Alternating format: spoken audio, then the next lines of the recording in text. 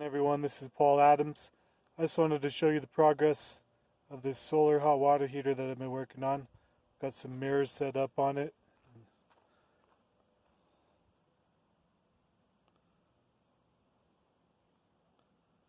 Some garden hoses that I fastened to a board and spray painted all black.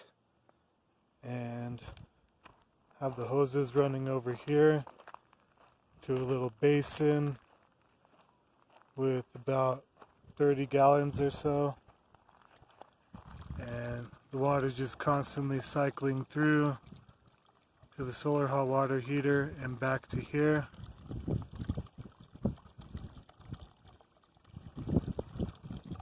Got the little kitty taking a nap up here.